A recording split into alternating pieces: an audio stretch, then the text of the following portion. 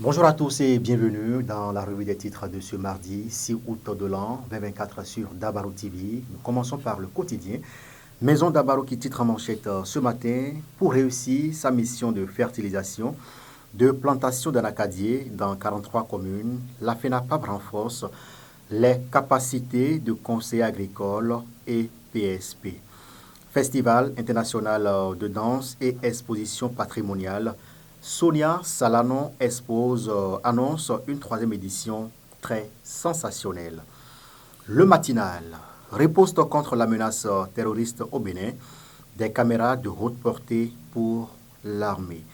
Après Kadjeron et Aïdjedo, le troisième marché moderne inauguré. Matin libre, titre à manchette ce matin, invitation de l'opposition au défilé et libération de militants, un pas vers la décrispation. Il faut poursuivre cette dynamique, nous informe le journal.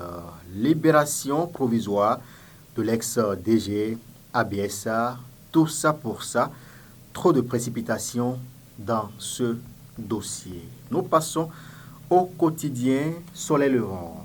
Affaire de sortie frauduleuse de corps au CNHU, un procès qui prend une tournure inattendue à la criette. Le dossier renvoyé au 14 octobre prochain. Inondation à Karimama, le Bénin face à une situation d'urgence après des pluies torrentielles.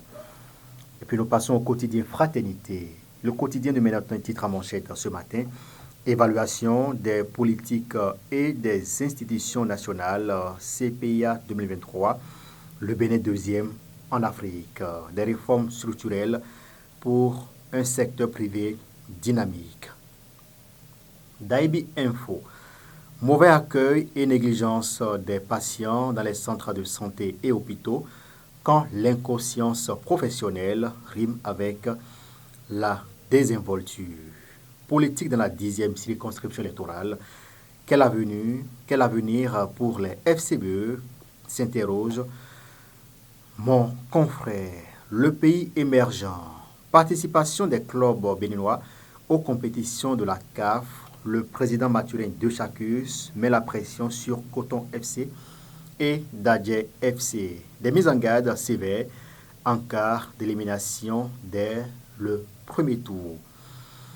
L'opinion aujourd'hui. Luc Atropo, le papillon politique en quête de lumière. Ce n'est pas moi qui le dis, c'est d'ailleurs le quotidien. Allez lire cette information à la page 4 pour en savoir davantage. Nous passons au quotidien Le Grand Regard de mon confrère Édouard Adodé qui titre à manchette ce matin. En pleine tournée de reddition de comptes gouvernemental à Ndali, l'honorable Charles Tokor fond en supplication à Siraro. Sécurité, un réseau de brigands étouffés dans l'œuf à Touy. Et puis, nous pouvons également lire à la une de ce journal ce matin, Prix Indépendance médiatique 2024, Aziz Badarou de Matin Libre remporte l'un des premiers prix. Un pas historique posé par DDC Communication.